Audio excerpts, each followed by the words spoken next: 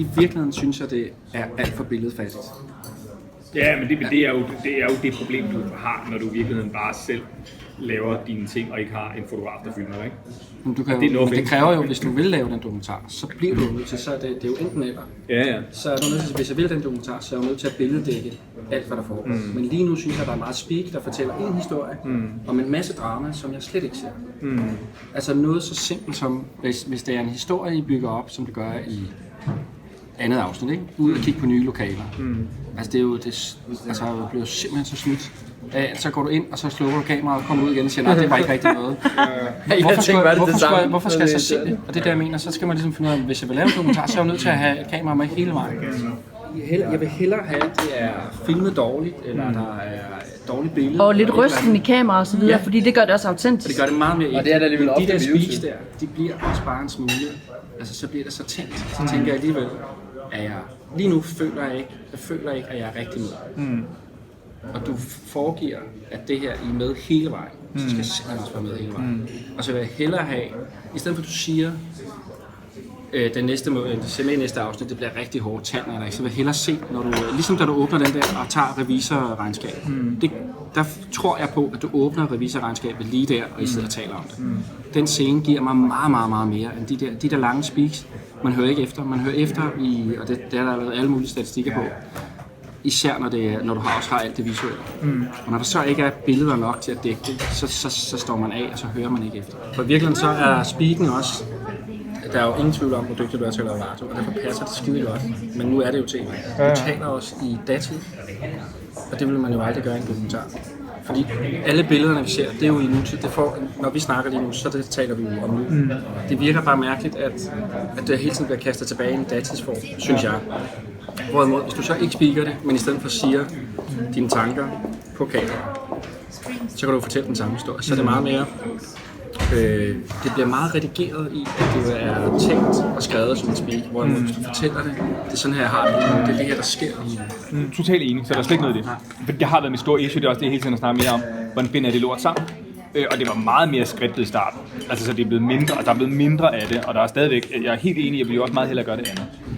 Det der er lidt af min udfordring, det er, i øjeblikket, lad os nu for eksempel sige, for eksempel i næste episode, at vi sidder og taler om, at vores brugertal falder, til at jeg gerne vil koble det med, at nu har jeg Heini på banen, til at hjælpe mig med at gøre PT godt, så vi kan få lov til at stige igen, og vi kan komme til USA-agtigt, ikke?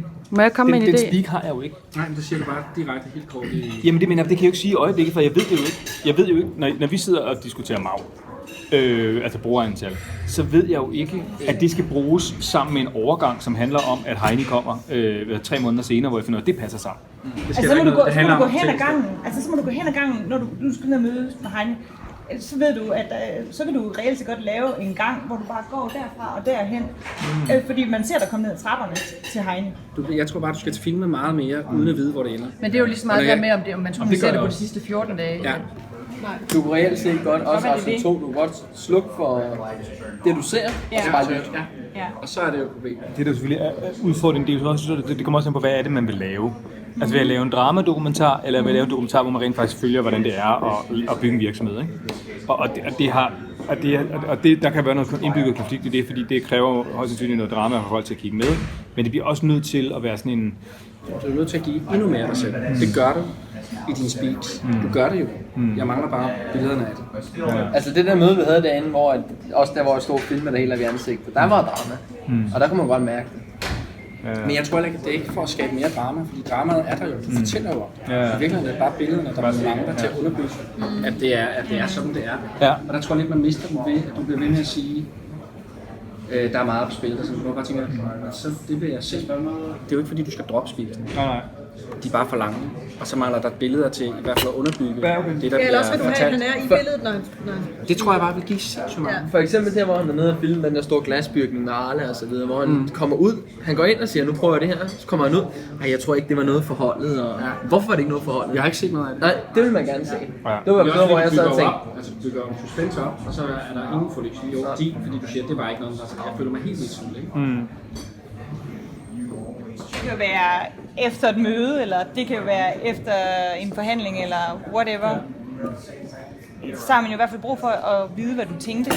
Tag den bare lige efter, jeg tror, det vil virke meget stærkere. Ja, så lige kan vende sig til det. Det der med lige at gribe kameraet efter, og så måske have, altså der er nogen, der sådan, ligesom måske gift ved første blik, eller hvad de gør, tager telefonen og så lige siger, ej, jeg blev virkelig sur, fordi det og det og det. Men det er og det, så der gå virker i de programmer, virker det, fordi der står en tilrettelægger, som med det samme siger, godt, nu er du ked af det, og så de har jo ikke lyst til at tale det her, og det har du sikkert heller ikke. Det er faktisk lave det. den dokumentar, så skal jeg jo have det. Det glemte jeg godt nok at tænde sidst. Det giver god mening. Nej, men det, altså, ja, det, Der det, vil jo ikke så meget, der vil ikke så meget billeder, hvor du så vil finde ud af, at du slipper for at skulle lave en forklaring, fordi så er det jo, når vi ser, hvordan vi reagerer, eller du reagerer, så bliver det jo meget mere end en speaker. Ja. Det er jo fordi, du og jeg er så gammeldags, så vi vil jo helst have det hele syet ordentligt, pænt, flot, gammeldags Men det var også noget, det bruger så vi ikke mister nogen. Men prøv her, du skal simpelthen bare gå meget mere på, hvad der sker lige nu. Så for satan. Yes. Okay. Nu skal jeg til møde, så nu sætter jeg min tallerken til vask, og så vil jeg på vej ud, så vil jeg tage min telefon, og så vil jeg elaborere over dette møde. Præcis. Ikke? Jeg skulle til at sige, du skal lige huske, når vi går herfra. Men nu vælger jeg simpelthen at slukke. Nej, det skal du ikke. Nå, okay, men det er Selvfølgelig bare han sådan. tager tallerkenen. Okay. Du skal bare, Jeg du følger. skal bare give mig den. Okay, er du sikker? Ja, Jeg ja. skal ikke følge med. Så Det er bare får du sådan, at frem. vi ikke... Det var mega fedt. Det var brugbart. Ja, så er det. Nej, mega fedt. Men hvad hedder det? Ja, det var super brugbart. Jeg skal bare selv lige, du ved, det tager jeg. Godt. Vi ses. Ha' det godt. Hej. Hvor bilen er? Var det ikke M101? M1? Nå, jeg går for mig selv. M105.